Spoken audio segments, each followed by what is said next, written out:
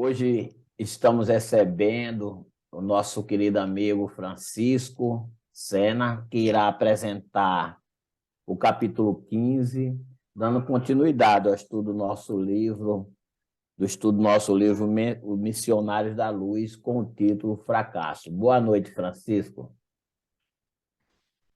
Boa noite, e que um pensamento no bem possa nos ligar ao nosso Mestre Jesus e que possamos, apresentar os frutos dos nossos estudos de uma forma tranquila e que os objetivos do estudo sejam alcançados por todos nós.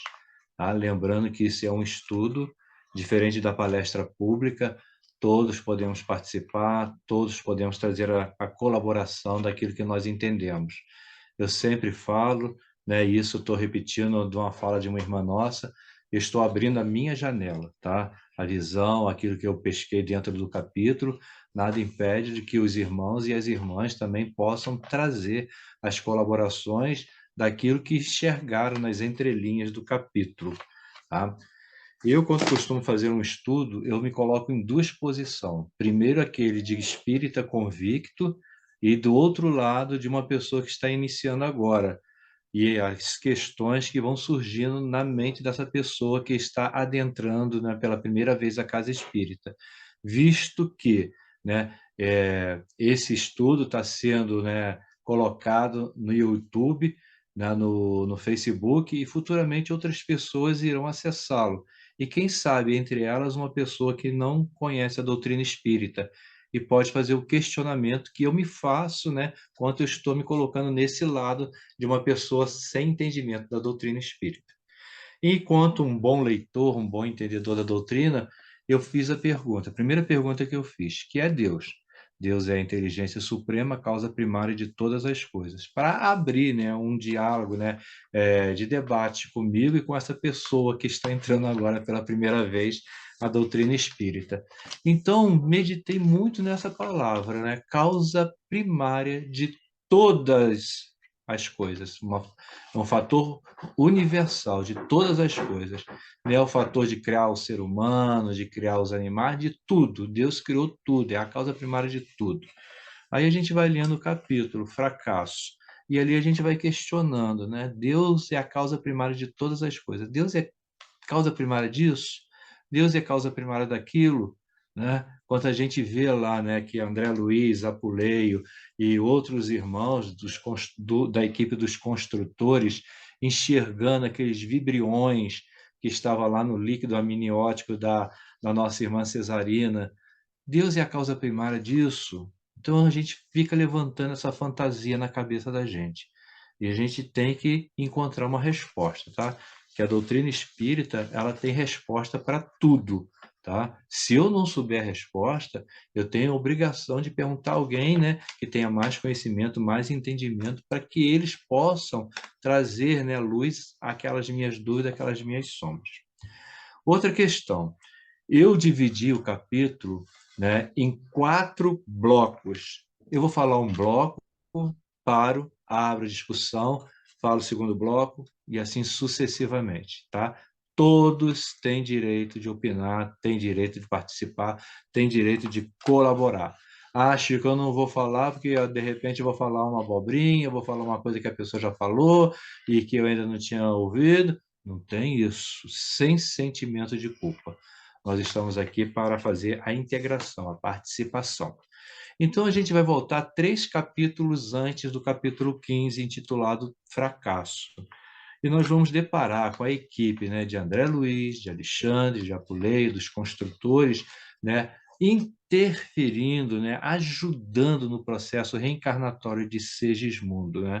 Então, estava tendo um conflito muito grande, entre Segismundo, o futuro pai, a Raquel, e eles estavam tentando contornar, ajudar para que aceitasse, Adelina aceitasse, perdoasse Segismundo, já que ele já tinha feito, a sua máxima culpa, já tinha pedido perdão, ele já tinha entrado em entendimento com a equipe espiritual e que ele necessitava reencarnar naquela família para ele fazer o resgate de vidas passadas, conforme foi falado durante esses capítulos. Então, ali, toda a equipe teve uma estruturação bem favorável. Por quê? A futura mãe, Raquel, ela de boa estava querendo, né, receber esse espírito como filho. A ela, o filhinho dela mais novo, e só que Adelina estava meio arredio, meio preocupado, as lembranças aí vinham no seu inconsciente, então ele estava com medo, né, de receber, de apoiar esse espírito. Mas tudo foi entrando dentro do acordo, a interferência foi junto com o filho mais do filhinho único, que era mais novo, o filho único inspirado pela espiritualidade, fez aquela prece, fez aquele pedido ao pai, e tudo se contornou e acabaram, né, aceitando, né, a paternidade de Segismundo. Então, ali foi um processo reencarnatório favorável, diferente desse que nós vamos estudar hoje. Quando eu escolhi esse capítulo, esse título, fracasso, na minha mente eu mentalizei fracasso, né, dentro de um fator mediúnico, pessoa aceitar um compromisso na espiritualidade e reencarnar, e de repente esse compromisso, né, foi jogado para escanteio. Isso é o quanto eu pensei, né, quando eu abracei esse capítulo. Mas não, a gente vai ver também que é um processo, né, de gestação, de reencarnação, mas só que nada foi à frente. Tá? Então, a gente vai estudar, no caso Segismundo, né, que é o primeiro bloco, Alexandre pede ao diretor dos construtores, Apuleio, para André Luiz, pedindo que André Luiz precisava consolidar, né, os seus ensinamentos, visto que ele estava recentemente na espiritualidade, né, participando desses trabalhos, observando, anotando e sabendo também que André Luiz tinha um compromisso de depois trazer essas informações via mediúnica através de Chico Xavier. Então ele tinha um compromisso, né, e a equipe espiritual com certeza sabia disso. E para que ele falasse com propriedade, conhecimento de causa, ele também tinha que participar deste laboratório, né? Então, ele viu que no caso do Segismundo foi um caso normal, né? Tudo transcorrendo dentro da normalidade de um mundo de provas e de expiações. O processo foi diferente, com os obstáculos, com as complexidades, com os obstáculos, com a irresponsabilidade e a fuga dos compromissos com a cesarina, né? Então, Raquel, Adelino, abraçou, teve, né, a gestação normal, diferente de cesarina. Apuleio respondeu que, que depois, né, de Alexandre ter pedido, Apuleio falou que tinha sim um caso complexo, que era o caso de Volpini. Aliás, gente, esses nomes a gente deveria anotar, né? Que futuramente um neto, um filho, colocar esses nomes, Apuleio, Volpini, Cesarina, né? São nomes, né, que já estão em desuso, que a gente não escuta mais ninguém. Ah, eu vou lá na casa de Apuleio. Não, deixa que eu vou na casa de Cesarina. Eu vi Volpini ali na rua, né? E depois de ocupar-se com o Sigismundo, né, ele se ocupou com esse caso para evitar o quê? O fracasso. Então, ele já estava antevendo que o caso era difícil e que o caso estava quase que fadado, né, a esse fracasso. Então, eles estavam se mobilizando. Uma equipe de construtores responsáveis por essa construção da reencarnação, juntamente com a equipe de Alexandre, André Luiz e outros, né, para tentar fazer contornar essa situação. Enquanto Adelino, Raquel, Segismundo aceitaram o auxílio do plano espiritual, né? Já a Cesarina estava o quê? Refratária. Aí ele acrescenta dentro desse bloco que, né, quando o caso é o pai, quando o caso é os obsessores, que a gente viu que existia interferência de obsessores, fica fácil de se contornar a situação. Não foi isso que aconteceu com Adelino? Não foi isso que aconteceu com aqueles que não queriam, né, que tudo desse certo no caso, até mesmo, né, que não foi falado, mas tinha também interferência de obsessores, no caso de Segismundo, nas entrelinhas a gente pode pesquisar isso. Mas quando o caso é da mãe que ela não quer, no caso da cesarina, ela não queria, né? Aí fica completo. complexo, né? Por quê? Como que eles vão fazer isso? Qual é a técnica que eles vão usar para que ela pudesse aceitar essa gestação e trouxesse, né, essa criança, né, numa nova existência? Ela já tinha feito 2 abortos, né, antes desse, tá? Não um aborto provocado, né, um aborto natural, entre aspas, por conta dos excessos, tá? A gente sabe quanto a mulher está em processo de gestação, há todo um repouso, há todo um equilíbrio, ela tem que fazer várias coisas, né, para que a criança nasça com saúde, com paz, com tranquilidade, tá? O exemplo é aqui em casa, quando a Andréa estava grávida, ela ficou quase os 9 meses em cima da cama, porque houve um descolamento de placenta muito sério, né? E então o médico, né, o obstetra, mandou ela ficar de repouso. Passado um tempo, ele mandava ela andar. Andava, sangrava, mandava ela voltar para o repouso. Então, foi 9 meses, ela, né, abraçou a gestação e com mesmo um desejo enorme de ser mãe, ela cuidou, né? Ela poderia, né, fazer as coisas que ela fazia, da agitação que ela é, e o bebê podia ser abortado, né? Um aborto natural. E o caso de cesariana, aborto natural. Volto a falar entre aspas. Por quê? Os excessos. Excessos do fumo, excessos da bebida, excessos da luxúria, excesso de todos os matizes, né? Então, ela não estava preocupada com essa gestação, né? E Volpini já estava em 7 meses da gestação. Então, veja que espírito, né, que ele estava realmente determinado a reencarnar, determinado a ter uma nova existência, precisava disso. Aí nós lembramos, Deus é a causa primária de todas as coisas. Então, com certeza, teve o apoio da misericórdia de Deus tentando ajudar esse espírito na sua reencarnação. Mas Deus é a causa primária de todas as coisas, mas uma coisa ele não interfere: no livre-arbítrio de cada um de nós. Nós podemos usar o nosso livre-arbítrio da forma que nós queremos usar, para o bem ou para o mal. E ele vai deixar, né? De repente, nós caímos, sofremos uma queda, aquela queda pode trazer, né, mais tarde, né, futuramente, né, uma maior responsabilidade na nossa vida. Você vê que Cesarina já teve 2 oportunidades, perdeu 2 gravidez.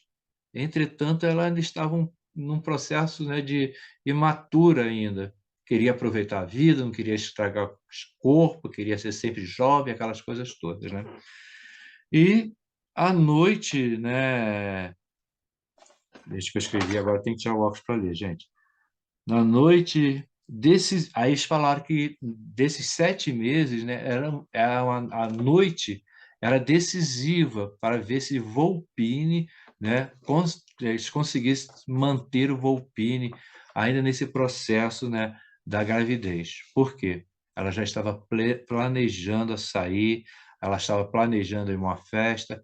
Com certeza essa festa não era das melhores, porque a gente vai ver isso mais à frente, né, o ambiente tóxico, né, qualquer espírito despreparado que entrasse naquele ambiente, com certeza ficaria contaminado, né?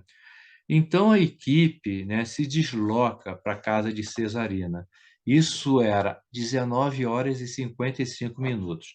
No livro diz 20 horas menos 5 minutos. Então 19 horas e 55, né? E o que eles encontram lá? 3 entidades, 3 obsessores. E esses obsessores conversavam entre si. Eles não perceberam a equipe dos construtores chegando, por conta da vibração. A vibração deles era muito baixa e não conseguiam alcançar, né, perceber a vibração dos mentores espirituais. Isso não parece com a gente também, meus irmãos? Difícil a gente ter, né, a percepção dos nossos mentores ao nosso lado, nos orientando, nos guiando, cuidando de nós. Também nós vamos ver isso aí quando nós chegarmos no capítulo falado que fala sobre os nossos anjos de guarda, né?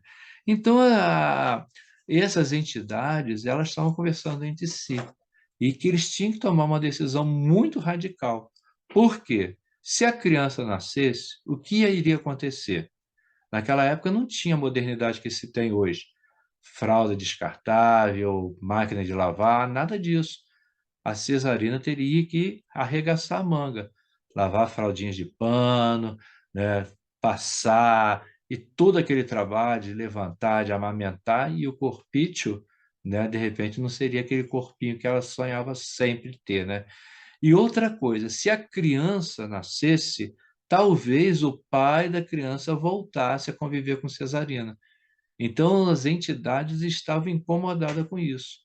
E eles teriam que tomar uma decisão radical para que o aborto acontecesse. Né? E a equipe espiritual tentando ajudar, tentando auxiliar, mas, repito, né? Quanto a mãe não quer, fica mais difícil. Né? Quanto a questão é o pai não quer, não querendo, né? E a mãe quer, ela vai até o fim. Então, aqui a gente encerra o primeiro bloco. Alguém gostaria de acrescentar mais alguma coisa? Ficou alguma dúvida dentro desse contexto que nós falamos até aqui agora?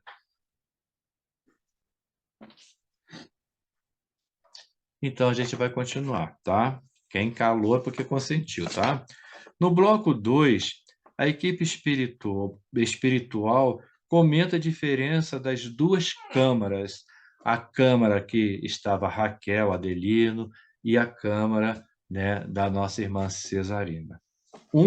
Tudo harmonia, tudo em paz, tudo com tranquilidade, né? Tudo fluindo da melhor forma possível. Já com Cesarina, as coisas se processavam diferentemente, né? Um ambiente muito tóxico, a companhia dos obsessores, ela não adesa, né, às coisas espirituais, sem se importar com tudo isso, né? Dando brecha, dando campo para que essas influenciações pudesse alcançá-la, pudesse perturbar até mesmo aquele espírito que estava em via de reencarnar.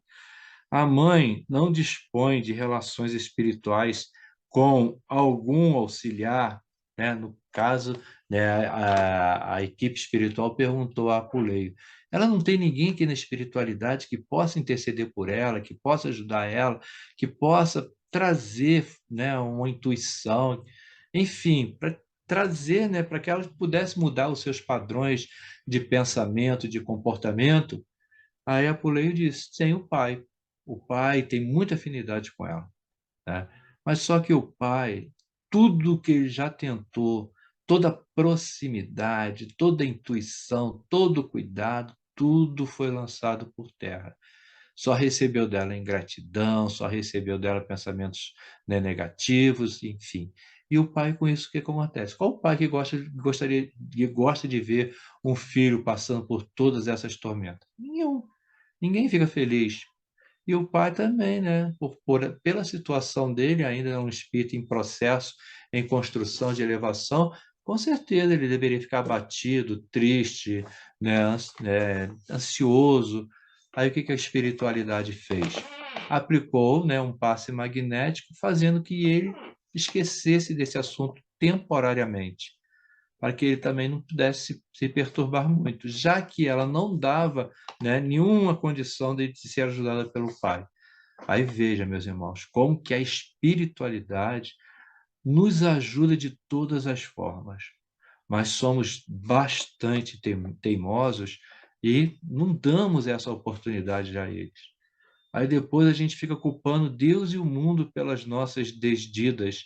Ah, eu sofro assim porque fulano fez isso, eu sofro assim porque Deus esqueceu de mim, e a gente quer arranjar um culpado para as nossas dores. Quando o verdadeiro culpado somos nós mesmos, que somos ainda uns espíritos bastante rebeldes, né? Então Cesarina começa a se arrumar para sair de casa, né? Ela entra no seu quarto e lá ela começa a se arrumar, tudo sobre a visão daqueles obsessores, né? Que a intuía, que a envolvia e que dava força para que ela fizesse isso, que ela tinha mesmo que aproveitar a vida, que a vida era muito curta, enfim. Tudo isso, meus irmãos, a gente vê dentro nas entrelinhas, né, do capítulo. Logicamente que eu estou dando a minha interpretação, volto a repetir, né? Então, a equipe espiritual, né, comenta que entre os seus excessos que ela vem cometendo, tanto excesso, né, na libertinagem, no sexo, no álcool, nos pensamentos negativos, no tabaco. Tudo isso vinha afetando quem? Volpini, o espírito que estava sendo, né, naquele instante, né, o corpo estava sendo gestado para uma futura existência, né? E disfarça, né? A gravidade disfarça, e ela também, para sair, ela disfarça a gravidez. Então, pensamos bem, né? Deve ter feito, né? Sugado bastante a sua barriga, comprimido o útero para diminuir o seu volume, para que ninguém percebesse que ela estava grávida. Outra agressão, né, no feto, né? E André Luiz fixa, então, a atenção no feto e ele fica surpreso, estamos falando de um médico, né? Surpreso com todas as anomalias que ele conseguiu observar, naqueles vibriões que estavam ali, que estavam atacando, né, o feto, e o feto já estava quase totalmente comprometido, né? Por isso que eles falaram que aquela noite seria uma noite decisiva, né? O aborto não iria demorar para acontecer. Então, aqui a gente termina o segundo bloco. Alguém chegou? Alguém leu? Alguém quer comentar alguma coisa nesse sentido? Pequeno comentário. Pode falar, Eugênio. Não, as mulheres primeiro, por favor. Questão de cavalheirismo. Eu vi aqui, eu achei muito assim gratificante da espiritualidade, né? Dar um passe no pai de Cesarina, né? Porque ele ia ficar prejudicado com essa vibração dela, né? Porque ele já estava em outra sintonia, né? De ajuda, né? Como pai, né? Assim como o pai e a mãe sempre vão se preocupar com os filhos, né? Mas eu achei muito interessante mesmo ele ser afastado, para não se prejudicar, né? Cada um no Exatamente. seu patamar, né? Exatamente, Anitta, perfeito.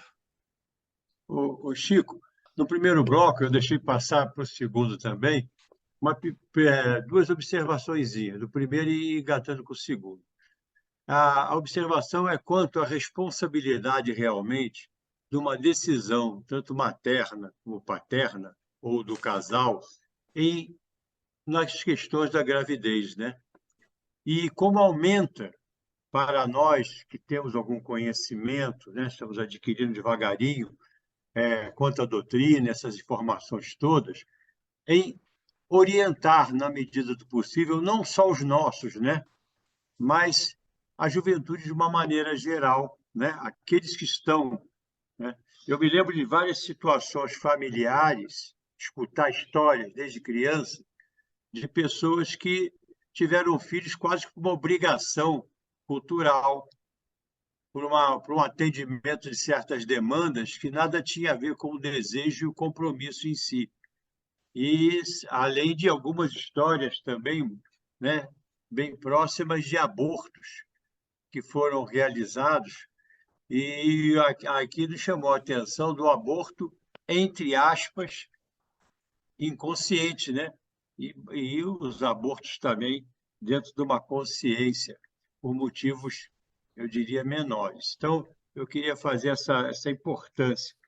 E em relação agora ao que inclusive a nossa irmã colocou, me chamou a atenção do segundo bloco essa questão do pai. Nós falamos muito em questão da obsessão, né, de alguma forma de obsessão de lá para cá e daqui para lá também. Mas não é só aquela obsessão de prender, mas é o maltrato natural, o sofrimento que causamos naqueles que querem nos ajudar e nós insistimos em erros. E imagino o sofrimento, inclusive, quando eles vêm por um processo do qual participam da responsabilidade de nós nos mantermos em erros familiares costumeiros, né? Reproduzindo questões inadequadas. Eu imagino o sofrimento que isso não causa, né? Não só na questão específica do capítulo, mas isso me chamou a atenção bastante. Perfeito, Eugênio. Eu me lembro de um falecimento bem próximo e que os irmãos estavam retornando do enterro e havia uma grande comoção da perda, mas eu me lembro que me chegou a informação de uma frase que foi dita, que o melhor que se fazia para aquele que tinha falecido é procurar superar, procurar melhorar, procurar não errar os erros que achavam que ele tinha durante a vida cometido. Eu acho que deve ser assim um apaziguamento daquele espírito em ver, como se ele estivesse recorrigindo através daqueles que ele gerou a coisas inadequadas que possa ter realizado. Desculpe se me alonguei. Perfeito, Eugênio. Quando você está falando aí, eu estava me lembrando de dois casos, né? Por exemplo, quando a gente assiste novela de época, filme de época, né? Sempre que há um casamento, a mulher sempre fala: eu vou te encher vou te dar muitos filhos, né? Então a mulher já foi preparada, né? De casar e dar muitos filhos, ter muitos filhos, né? E um outro também, um fato que eu me lembrei foi o seguinte, né? Muito tempo atrás, uma amiga, né? Amiga mais ou menos, né? Conhecida, né? Ela me perguntou se eu conseguia para ela uma determinada erva. Não vou falar o nome daqui da erva, né? Que para não criar nenhuma expectativa. Aí eu falei assim, não, não tem não sei, não conheço não. Ah, porque eu tô grávida, que tem que fazer um chá dessa coisa para fazer o aborto. E falou isso comigo, né? Eu já era espírita, né? E falei com a minha irmã. Aí comecei a falar sobre a gravidade do fato de fazer o aborto, comprometimento e tal. E gastei todo o meu latim com ela. Aí eu achei, fui achando que eu estava, né, tentando, né, ajudar a mulher. Quando eu terminei minha fala, assim, muito obrigado, mas eu vou tomar o chá assim mesmo. Né? Então, quer dizer, quando a mãe está determinada a fazer alguma coisa, né, você pode falar o que quiser, de repente não vai conseguir, né, demover ela daquelas ideias. A gente tem que fazer isso, né, orientar, né? Porque depois a gente pode ficar com aquela culpa, né? Eu poderia ter falado, poderia ter orientado, enfim. Bom, gente, então a gente vai entrar agora no terceiro bloco, tá? Então, Apuleio intui, tem um nome agora bom, né? Dona Francisca, a dona da casa que acolheu Cesarina, que hospedou a Cesarina ali, estava tendo cuidado com ela, carinho, como se fosse uma própria mãe dela, né? Orientando aquelas coisas todas, né? E intui Dona Cesarina para que ela converse, né? Intui Dona Francisca para que ela converse com Cesarina, a fim de que tirar esse pensamento dela não sair, dela não ter esses excessos, dela reparar, né, obedecer um repouso, um descanso, aquelas coisas todas, né? Mas o que acontece, né? Ela quer aproveitar a vida, ela quer se divertir, ela quer sair, ela quer viver a vida, conforme se diz popularmente. E por tudo, né, que Dona Francisca argumentava, né, ela tinha um contra-argumento, né? Agradeceu, né, a Francisca e disse a ela: não, não se preocupa não, eu só vou dar uma saidinha, né, vou ver meus amigos e daqui a pouco eu estou em casa, tal, tal, tal. E a conversa, né, vai rolando, né, Dona Cesarina falando, né, de ter, né, a gestação, de ter uma determinada observância sobre isso, tal. E quando elas estão ali conversando, quer dizer, conversando, não, Francisco falando e ela contra-argumentando, ela escuta a buzina do carro, né? Já que chegou, que levaria ela a essa tal festa. Então ela acaba de fechar o estojinho dela de perfume, de maquiagem e tal, se despede da senhorinha e diz que voltaria mais tarde, para que ela não ficasse preocupada. Esse é o terceiro bloco. Alguma observação? Algum comentário?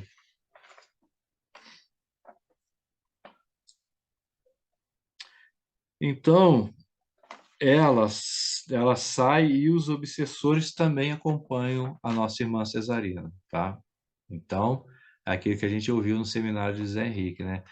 Diga-me, né, o que faz, que eu direi com quem andas, né? A gente cria essas brechas, a gente cria nessa sintonia e vamos atraindo as nossas companhias, né? O ambiente da festa era muito, muito tóxico, muito pesado, né? E, e também, né, a equipe espiritual fica consternada, né, quando entrou lá, né?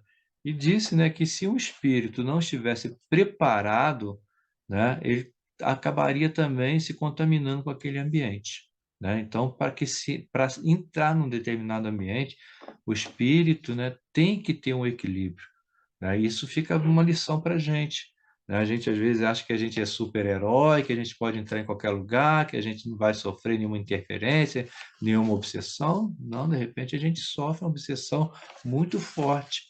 Eu lembro de um caso, né, que a pessoa frequentava as nossas reuniões muito tempo atrás, né, seu Ulisses ainda estava encarnado, e essa pessoa, né, estava num processo de desenvolvimento.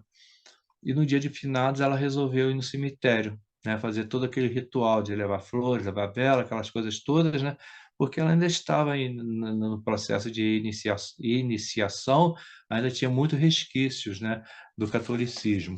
Aí foi no cemitério, né, fazer o seu ato de fé e de repente, né, ela sai do cemitério totalmente, né, envolvida pelos espíritos que lá estavam. Passou mal, teve que chamar seu Ulisses teve que ir na casa dela, teve que dar passo, teve que fazer orientação, e disse, enquanto nós estamos nesse processo, né, de desenvolvimento, a gente também tem que observar e nos resguardarmos, porque a nossa sintonia está muito aflorada e a gente ainda não tem controle sobre isso. E, de repente, a gente vai num determinado ambiente e a gente acaba se contaminando. Eu mesmo, quando comecei a dar passe pela primeira vez, né, eu fui dar passe numa pessoa e quando acabou o passe naquela pessoa, eu fiquei totalmente, né, desgastado fisicamente e emocionalmente. Não sei qual é o nível, né, de evolução daquela criatura, né, não sei como é que ela estava naquele estado, mas acabei também ficando, né, me sentindo mal. E no fim eu tive até que receber passe. Enfim, então ele chega lá e o nosso irmão Apuleio, né, o diretor dos construtores, vai resgatar vai resgatar o nosso irmão Volpini. Por quê? O feto já não tinha mais condições de vida. Tira esse espírito, né, do ventre materno, que ele se agarrou, não queria sair, né? O espírito não queria sair, porque tinha que reencarnar, todos nós temos que reencarnar para resgatar o nosso passado. Então ele sai, aplica um passe na mãe, porque não pode também, né, só porque a pessoa está errada, não vou aplicar passe, deixa ela se danar, não. É a medida, né, de proteção, a gente tem que doar a todos os nossos irmãos. Por quê? Não são os sãos que precisam de médicos, são justamente os enfermos. Aí passou na manhã seguinte, André Luiz manifesta o desejo de ir à casa de Cesarina para saber como que ela estava. E lá encontrou Dona Francisca conversando com uma amiga e perguntou pela gestante, por Cesarina. Aí Dona Francisca falou que ela passou mal e ela teve que ser conduzida para o hospital. E daí? O que vai acontecer? Será que ela vai reencarnar, vai sobreviver, né? Isso aí o livro não deixa, não deixa esclarecido para nossa mente. Bom, a história romanceada nós acabamos. Agora nós vamos ver a parte mais direcionada à doutrinação. Alguém quer colocar alguma coisa? Eu soube esse final aí, Chico. Quando eu reli, me lembrou muito o filme que veio ao cinema retratar sobre esses apurtos, que foi de Luiz Sérgio, Deixe-me Viver, o filme, em que muitas vezes você vê que carinhosamente aí Volpini coloca para gente que ela recolhe o espírito, a Volpini não, a Apuleio coloca ali o recolhimento do Volpini e entrega para André Luiz. Mas que quando a gente assiste aquele filme ali e a gente analisa pela ótica espírita com carinho, a gente vê que do jeito que Volpini estava agarrado a mãe ali, porque ele não queria partir. Se for um espírito ainda um pouco endurecido, né? Atrasado moralmente, acontece igual a gente via naquelas colônias em que os espíritos ficam ali naquelas grades presas entendeu? Revoltado com a atitude da mãe. E aquele filme retratou muito essa cena aí final, em que o espírito mostra aquela colônia, onde é um ponto de socorro para esses filhos abortados, esses espíritos que são fruto do aborto, em que muitos lá permanecem, né, como presos em virtude do ódio que mantém ligado àquela mãe que iria receber. Então, são lições que a gente, bem que você bem colocou, né? Que a gente lê e muitas vezes a gente não faz uma ligação a alguma coisa que a gente já viu que tira como lição, né? E esse final fiquei pensando no filme. Eu queria aquela colônia ali deixou uma lição muito grande para a gente. Perfeito, Fernandinho. Bom, gente, agora a gente vai passar então para um outro patamar do estudo, que são aquelas questões que eu coloquei lá no grupo, tá bom? É uma explosão de ideias, não é obrigado a acertar, não é obrigado a ficar intimidado, nada disso. A gente pode participar à vontade, tá? Todas as opiniões serão muito bem-vindas. A questão número 1 é o seguinte: caso Volpini. Por que o processo de reencarnação, neste caso, cedeu ao fracasso? Por quê? A gente viu que lá no caso Raquel foi coroado de êxito. Já no caso Volpini, né, foi fracassado. Por que fracassou esse caso Volpini? Calma, gente. 10 de cada vez. A diferença parece fundamental entre as duas é que uma havia um envolvimento, um comprometimento com o ato da gestação. E a outra, já repetidamente, pelos seus procedimentos, né, já tinha havido abortos anteriores e todo o comportamento dela, o desregramento, o descompromisso dela com ela própria, os sentimentos, os hábitos que cultivava, não favorecia, evidentemente, um sucesso, no caso Volpini, né? Como realmente a demanda final do capítulo nos mostrou. Então, uma outra coisa interessante é o seguinte, é que chamou a atenção o quanto, eu sei que vem adiante um pouco mais, mas em relação ainda nesse primeiro, o quanto a espiritualidade pode nos ajudar, mas ela não pode ultrapassar os limites do nosso livre-arbítrio. Isso é uma coisa importante. Eu também percebo da diferença das duas gestantes. Quem está com o livro aí, tem Ah, uma parte que começa assim a dizer, olha, quer dizer então, redarguiu o meu instrutor com sabedoria. Acharam? achei. O que você quer? Desses dois parágrafos, esse que eu comecei a ler e o seguinte, Quer por dizer, favor. então, redarguiu o meu instrutor com sabedoria. E a futura mãe não respondeu às expectativas do nosso plano de ação. Do nosso plano de ação. Isso mesmo, prosseguiu o interlocutor. Enquanto os desequilíbrios se localizam na esfera paternal ou procedem da influência das entidades malignas, simplesmente há recursos a interpor. No entanto, se a desarmonia parte do campo materno, é muito difícil estabelecer proteção eficiente. A pobre criatura, por 2 vezes sucessivas, provocou o aborto inconsciente pelo excesso de leviandade e, atualmente, será vítima das próprias irreflexões pela 3ª vez, segundo parece. Debalde, temos oferecido o socorro de que podemos dispor. O que vocês acham, gente? Ô, Chico, você pode repetir, por favor, a pergunta aí?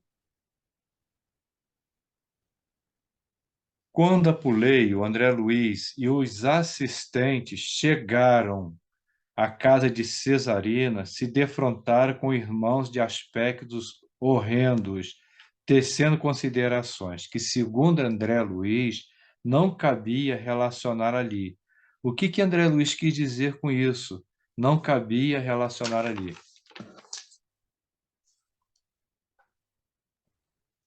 Eu acho que o não cabia porque o foco da intervenção ali de André, né, junto com Alexandre e o Apoleio, estava relacionado muito mais especificamente às questões da cesarina e do feto. E, logicamente, essas entidades, né, que estavam lá, esses outros espíritos, como ele diz, horrendos, provavelmente vinham de encarnação, de processos, né, depreciativos nas suas diversas encarnações, tendo feito coisas muito ruins e na própria espiritualidade continuavam dentro dessa mesma esfera de negatividade. Então, eles não queriam ali falar um pouco mais sobre isso, né? Sobre esse aspecto de quem eram essas entidades, mas, logicamente, deixando claro que eram aqueles que estavam buscando sugar a energia, né, que era totalmente produzida por Cesarina, de acordo com os procedimentos que ela tinha. E espíritos também sem escrúpulos, né? Com certeza, palavras de baixo calão, Baixaria espiritual. ferindo decoro, aquelas coisas todas que não cabia, né, relacionar. Então, a terceira e a quarta questão já foi respondida, né? Relacione as diferenças entre as câmaras de Raquel e Cesarina. A gente já viu que, né, a diferença existe porque uma estava aberta, da receptiva ao plano espiritual, a outra estava completamente refratária. A outra é o que seria um esquecimento, né? O que seria um esquecimento passageiro do plano espiritual? Aí Fernandinho já deu, né, também a resposta sobre isso, tá? Aí depois tem as questões 5, 6 e 7, dever de casa, tá? Porque senão não vai dar tempo de eu falar agora a parte doutrinária. No Livro dos Espíritos, né, uma questão muito interessante, a 459, eu acho que Susan falou sobre ela de uma vez que ela aplicou a aula, né? Interfere os espíritos nos nossos pensamentos e atos? A resposta foi muito mais do que nós podemos imaginar. A partir daí, a gente vai relacionar várias questões do Livro dos Espíritos, né? Mas, para ganhar tempo, né, eu fiz uma síntese dessas questões. Essas questões estão do número 489 até o número 503. E ela está dentro do contexto anjo de guarda, espíritos protetores, espíritos familiares ou simpático, né? Os bons espíritos se ligam a nós para nos proteger. São os anjos guardiães, que pertencem a uma ordem elevada. Então, os anjos guardiães, eles pertencem a uma ordem elevada. Uma vez uma pessoa me perguntou: Chico, é verdade que eles podem prender o meu anjo da guarda dentro de uma garrafa? Porque eu estou sentindo isso, e eu tive essa informação, que prenderam e engarrafaram o meu anjo da guarda. Eu falei assim: se pode, eu não sei. Eu nunca vi um anjo guardião engarrafado, não, né? Logicamente que não, né? Se os espíritos atravessam parede, atravessam isso, atravessam aquilo, não vão atravessar um recipiente, né? São como os pais em relação aos filhos, conduzi-los ao caminho do bem. Lógico, quando o filho está pequenininho, o que a gente faz? Segura na mão, orienta, cuidado para não botar a mão na tomada, aqueles brinquedinhos para ele não engolir uma pecinha, etc. e tal. À medida que vão ganhando experiência, vão crescendo, a gente já vai dando um distanciamento, já vai esticando as cordas. Assim também é o nosso anjo guardião em relação a nós. Ainda somos espíritos infantis, por isso eles estão mais próximos de nós, ainda nos orientam mais de perto, né? São mais incisivos, etc. e tal, a fim de que a gente não erre tanto, né?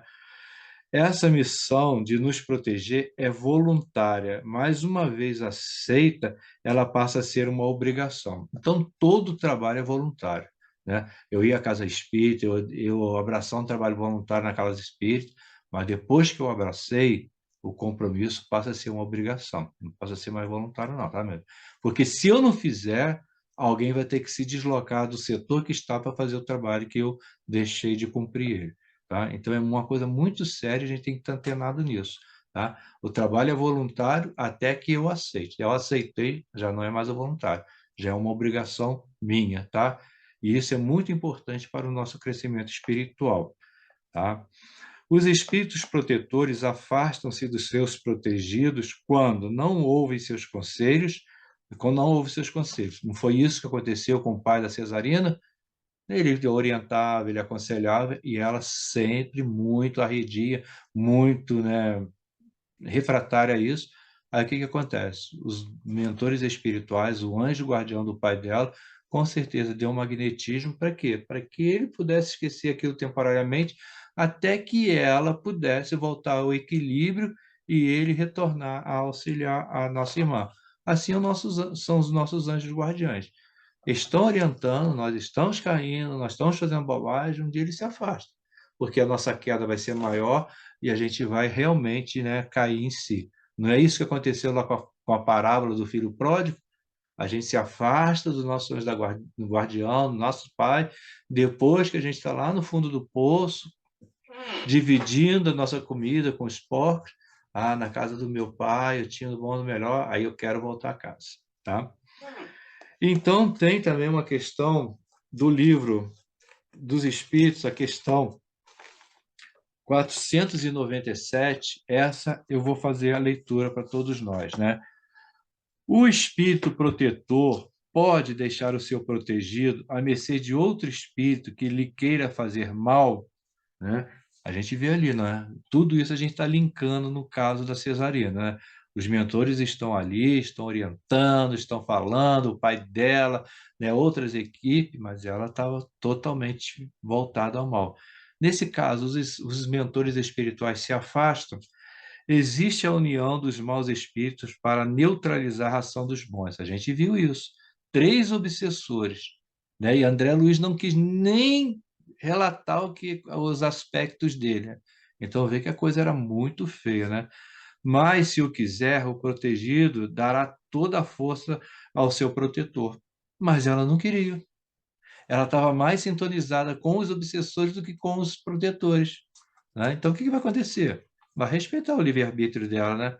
O bom espírito talvez encontre em outro lugar uma boa vontade a ser auxiliada e, assim, aproveita a oportunidade para ajudá-la, enquanto aguarda a volta do seu protegido.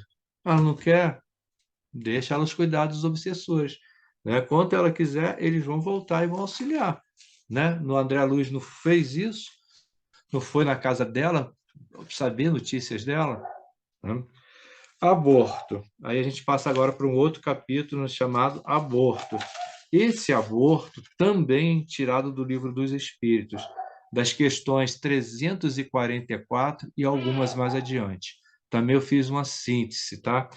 E está dizendo assim: a alma se une ao corpo no momento da concepção e se completa no momento do nascimento, né? Volpini já estava com 7 meses de gestação, então já estava com a gravidez bastante adiantada, né? Mas, né, 2 meses ele reencarnaria, ele estaria completando a sua reencarnação, né? Mas infelizmente não chegou a ser coroado de êxito. Se o corpo que o espírito escolheu para reencarnar morre antes do nascimento, ele escolhe outro corpo. É como se voltasse a estaca zero, né? A gente sabe de todo esse processo dos livros anteriores que nós vimos, né? Mais esses construtores, que na espiritualidade o espírito vai, juntamente com o seu mentor espiritual, fazer todo o processo reencarnatório. Então, Volpini, com certeza, né? Também participou disso, né? E não foi uma coisa compulsória, porque estava todo, né, amparado ali pelaquela equipe espiritual. Geralmente, a imperfeição da matéria são a causa dessa morte prematura. Não foi isso que eles observaram lá no ventre materno, no líquido amniótico, aqueles vibriões atacando o corpo, já totalmente comprometido? Então, o corpo não teve mais resistência. A morte do corpo faz com que o espírito se desligue e vai para a espiritualidade, tá? Deus permite que isso aconteça como prova para os pais e também para o espírito designado a encarnar naquele corpo. Então, tudo tem a permissão de Deus. Deus é a causa de tudo, né? respeitando sempre nosso livre-arbítrio. Não existe efeito sem causa, tá? Às vezes a gente comete um determinado desatino, a gente não vai pagar isso no dia de amanhã, semana que vem. Não, às vezes pode passar encarnações até que a gente tome conhecimento e queira resgatar aquilo. O aborto é uma existência nula e que o espírito terá que recomeçar. Então foi isso, né? Embora ela tenha cometido o aborto, não esse aborto provocado, e eu coloco isso entre aspas, né? Porque eu acho que todo mundo, né, sabe o que pode e não pode fazer na gestação, né? Ah, mas naquele tempo não tinha tanta informação como tem hoje. Mas aonde que está escrita as leis de Deus? Na nossa consciência? Com certeza. Ela já sabia que ela está fazendo alguma coisa de errado, né?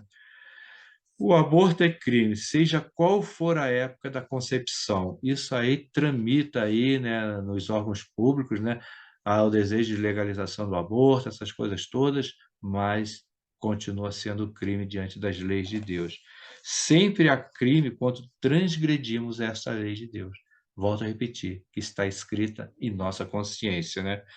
A doutrina espírita só concorda com um tipo de aborto. Quando, né, a gestação põe em risco a vida da mãe. E eu estudei com uma menina e ela ficou grávida, ela já não era uma pessoa nova, né, relativamente nova, era o primeiro filho dela, e na gestação ela começou a desenvolver aquela febre que está na gestante, que é perigosa, que eu esqueci o nome, né? E o médico, né, dela sugeriu que ela fizesse um aborto. E ela ficou muito triste, porque ela sonhava em ser mãe, né? E já estava com uma certa idade, né? Aí ela, sabendo que eu era espírita, veio me perguntar o que eu achava. Aí eu orientei que ela fosse na Antonina, que é um espírito que trabalhou que era parteira quando estava encarnada, e ela fazia atendimento, né, às grávidas. A Antonina cuidou dela, o filho dela nasceu, o filho dela cresceu, o filho dela se formou em advogado. Quer dizer, se ela seguisse a orientação do médico, né, também a gente não deve culpar o médico, porque naquele tempo não tinha tanto recurso como se tem hoje, talvez, né, seria uma existência jogada fora, tá?